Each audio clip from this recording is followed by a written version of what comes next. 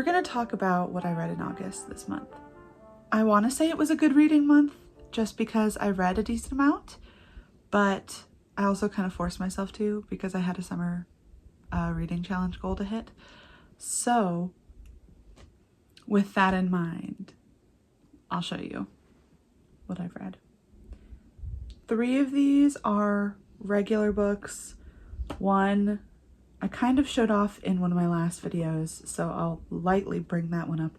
And then 6 of them are graphic novels that I will probably talk about for 5 minutes straight. Okay, so I kind of talked about this one in my video of stuff that I've been reading this summer because I read half of it on the last day of July and half of it on the 1st of August, and that is The Secret Astronomers. So if you haven't gone over to watch that video, go check that out. I talk about this in way more detail. It comes out in November of this year, and it's just a very fun mixed media book. Slightly mystery, slightly coming of age between 2 different characters. They don't really know who each other are, and they're trying to find out certain things about people they know, but without revealing who they are.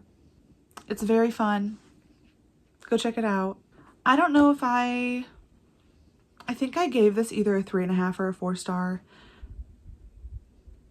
Just because, okay, I'm gonna stick with a 4-star for this one because I love just the energy it's giving off.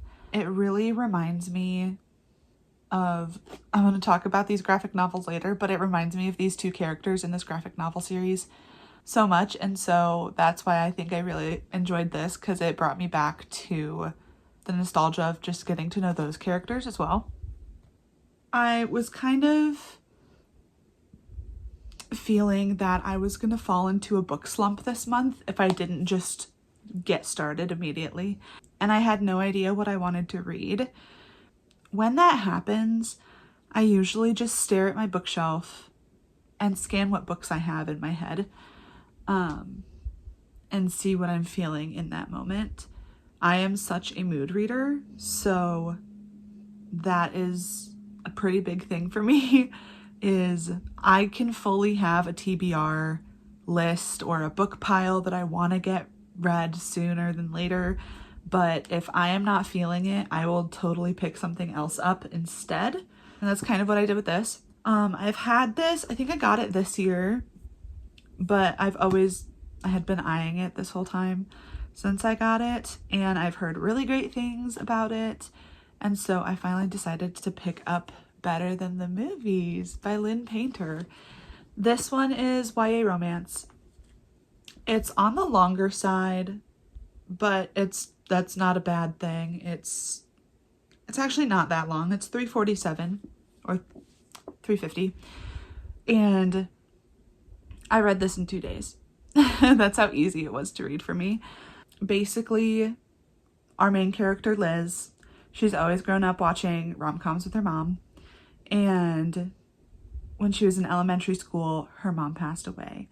And so it's her kind of dealing with the grief of her mom, but also wanting to stay in those traditions that she built with her, and not wanting to lose out on those memories that she has built with her mother.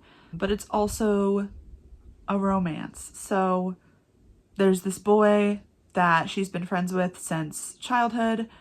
They're not really close now, but they are neighbors. And so they constantly are interacting over this parking spot that they argue about. And so there's that whole thing going on. And then one day, someone from that childhood group of friends has come back to the town. They've left for a few years, now they're back. Liz is like, I've had a crush on him forever. I'm finally going to do something about it. I'm gonna try and date this boy.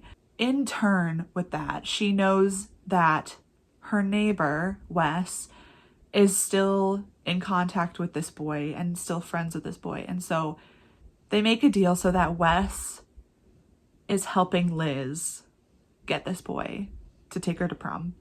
It's that whole thing. Obviously, you'll probably figure out who the actual main love interest is. It was really fun. I did cry. Take that with a grain of salt because I feel like I cry with almost everything I read. I think I gave it a 5-star. I know there's a second one out. I think it's called Nothing Like the Movies. I think the paperback of that one just came out as I'm recording this, like yesterday or something. And so I'm definitely going to pick that up. The next book I have is another one I've been eyeing for a while, and it's from an author that I absolutely love, and that is B.K. Borison. I haven't read the entire Love Light Farm series, but I've read the first 2.5, and so when this one came out and I saw that it was inspired by rom-coms from the 90s, I was like, this is definitely up my alley. I love this type of stuff.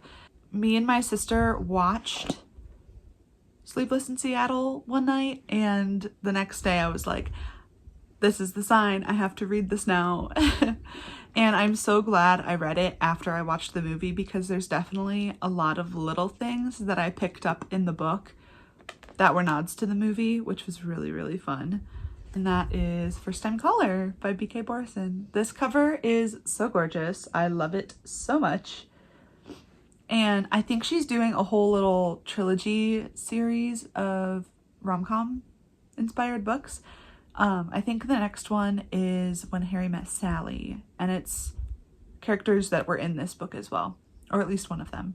We have Lucy, who is a single mother to a 12-year-old daughter, who calls in to a romance hotline for her mom.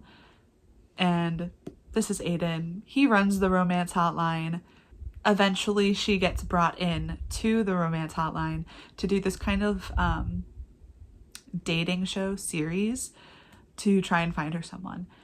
And so that whole thing unfolds, and you will see. I also rated this book 5 stars.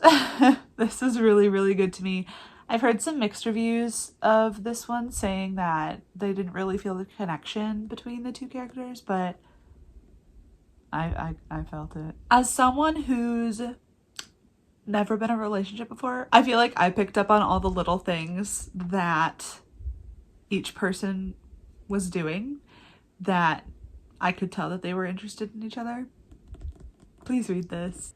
But anyways, those are my romances I read this month. Next, we're gonna go a little darker, but I have been wanting to read this one for a while, and it is it's a book where it gets you thinking about history and just general sociology stuff. I know this book is hard for people to get through because there's a lot of really disgusting stuff that happens in it, but I kind of pushed through that. Definitely had to take breaks sometimes, could not eat while I was reading this at all. And you will understand if you have also read Tender is the Flesh. I feel like I've known about this book for a few years now, but I haven't read it yet, and I finally picked it up. It's not long at all. It's like 200 pages, I think. Yes, this book is disgusting. It's gross. It's in a world where animals catch a virus and they can't be eaten anymore or anything, and so they kill off every single animal on the planet. And they start, how do I say this without sounding like it is gross? It is. And they start practicing cannibalism, or that's not what they would call it, because that's not humane. It's a crazy reflection on the world and life in general. And to me, it brought back not memories, because I have no memories of this, but of learning about the slave trade, the Atlantic slave trade from American history, and thinking, wow, I actually don't know a ton about this, and I feel like I should. And because I feel like there's a couple of things in this book about how people are treated that really reminded me of similar things that happened during that movement and during that period of time. But yeah, that really got me thinking about everything and wanting to deep dive and learn more about that. I don't know if I would rate this book just because it is weird. It follows a man who works at a processing plant dealing with all of this, and he doesn't really want to accept what's going on, but he has to because that's just the way the world is when he's living in it. I'm not going to say more about this because I feel like it would spoil it, but something happens in his life where he's given a chance to decide for someone else's life, honestly, and he makes some very interesting decisions, and you will see the consequences to those decisions, whether they're positive or negative. Do I recommend everyone read this? Yes, but do keep in mind that, yeah, it's dark, it's gruesome, there are descriptions of things that you may not want in your head, but honestly, so many dark things already happen in our world, and I feel like knowing about certain things helps me have a better understanding of people's psychology and how the world works and the gruesomeness that can happen. It was very interesting. I don't remember how fast I read this, but definitely a little slower than the other ones. The last 6 books I have are graphic novels, and I'm going to give a little backstory to these because there is a backstory. So I'm going to be talking about Life is Strange, Chloe and Max. I love this book. I love this series. I love this entire cast of characters. They have my whole entire heart. But anyways, so Life is Strange is a video game. It's character-based, it's choice-based, and so much happens in this story between Max and Chloe. And I first found this video game, I want to say like 6 years ago. I watched gameplay of it on YouTube because I didn't have any console to play it on, and I absolutely loved it.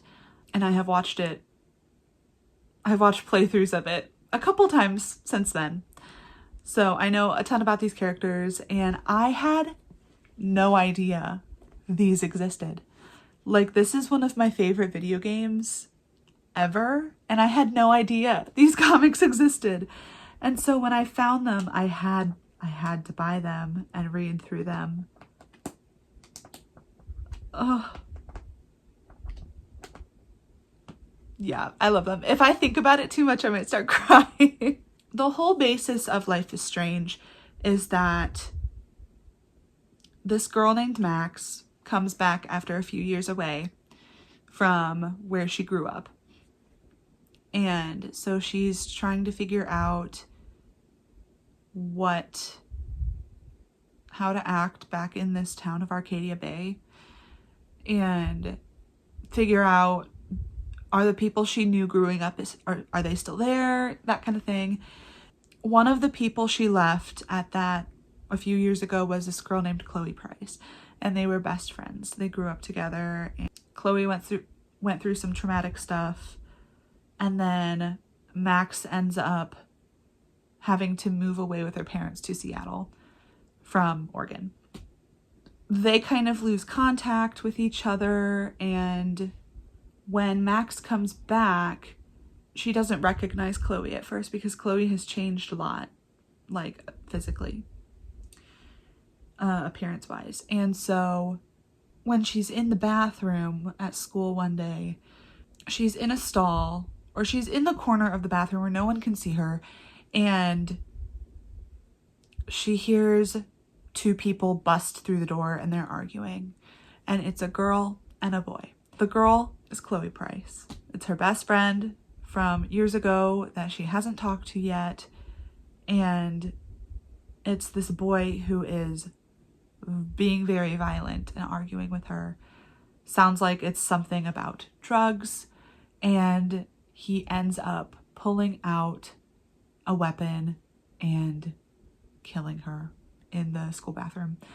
And when this happens, Max obviously reacts in a way that anyone would. She's like, no, stop, oh my gosh. And she ends up stopping time and being able to turn back time to try and fix what happens. She doesn't realize that's what's happening to her. She doesn't realize she has these powers. And the whole game is her, after fixing what happened in the bathroom, is getting to know Chloe again, uncovering some other stuff about the town, some dark secrets that are happening underneath the surface, and just the whole relationship building between Chloe and Max is my favorite thing in the entire world. And so that's kind of what I was talking about for the Secret Astronomers earlier, is the relationship between Chloe and Max. In the Secret Astronomers, they don't know each other. But anyways, all to say, this entire comic series has my whole heart. This is canon story for me. Like, this is what actually happened. I don't want any other ending to this, because obviously now that we've crossed into time manipulation, we have all these multiverses of things that could have happened if you would have chosen a different option. And at the end of this video game, it leaves you with a heartbreaking decision of one thing or the other. And this comic series follows if you would have chosen one of the two endings. Yeah.